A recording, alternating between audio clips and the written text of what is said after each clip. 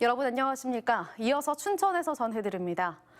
춘천 퇴계동에 거주하는 50대와 60대가 오늘 각각 코로나19 확진 판정을 받아 춘천 지역의 확진 환자가 151명으로 늘었습니다. 50대 환자는 춘천 129번 확진 환자와 접촉해 감염된 것으로 추정되며 무증상 상태에서 검사를 받고 양성 판정을 받았습니다. 60대 환자는 오늘 코로나19 증상이 나타났고 현재 감염 경로를 파악 중입니다. 춘천뿐 아니라 원주에서 5명, 동해 2명, 철원에서 코로나19 확진 환자 1명이 추가 발생해 강원도 전체 누적 확진 환자는 1,143명으로 늘었습니다. 코로나19 특별 방역 대책이 시행 중이지만 사회적 거리두기 1.5단계 지역에서는 여전히 유흥주점 운영이 가능하다는 지적이 나오고 있습니다. 전국에서 양구와 화천, 인제 등 도내 6개 시군을 포함한 7개 시군에서 거리두기 1.5단계가 적용되고 있습니다.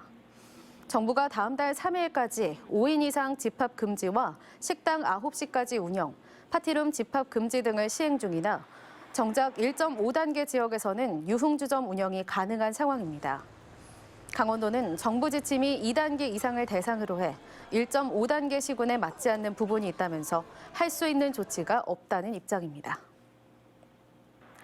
강원도교육청은 모든 유치원과 초중고의 전면 원격 수업을 2020학년도 학사 종료 시까지 연장한다고 밝혔습니다.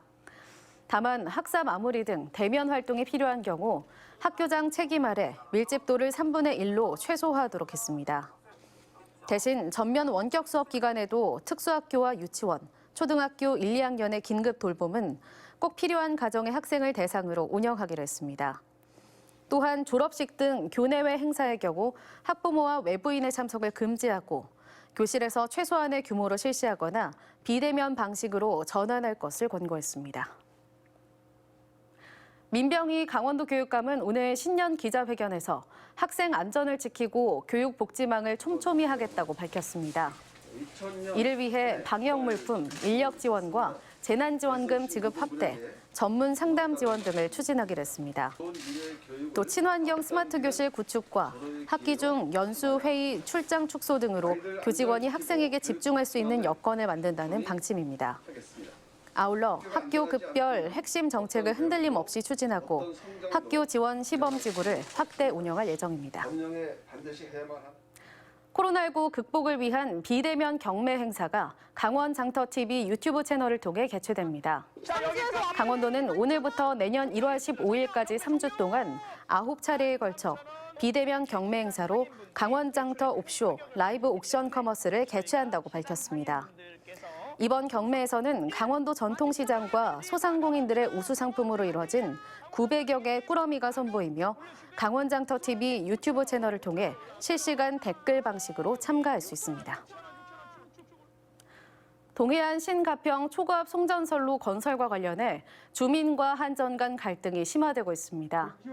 송전탑 반대 대책위는 오늘 홍천군청 앞에서 지역사회 단체들과 기자회견을 열고 동해안 신가평 간 초고압 송전선로 건설에 백지화를 요구하는 공동성명서를 발표했습니다. 아울러 송전탑 위주 전력 사업에서 벗어나 기후 변화를 고려한 송변전 시스템 구축 등 지속 가능한 전력 정책 수립을 촉구했습니다. 한편 한전은 다음 달 송전선로 심의위원회를 개최하기 위해 홍천군 의회 집행부와의 면담과 주민 홍보 활동을 강행하고 있습니다. 지역 수건 사업인 화천대교의 노선을 결정하기 위한 주민 의견 수렴 절차가 진행됩니다.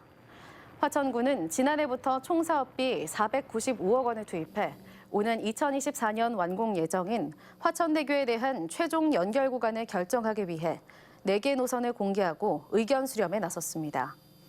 첫 번째와 두 번째 노선은 기존 교량의 상하류 측에 2차로를 신설하는 방안이고 3안은 붕어선 회전교차로의 교량을 신설하는 방안, 4안은 국도 5호선에 위치한 교량을 새로 연결하는 방안입니다. 지금까지 춘천에서 전해드렸습니다.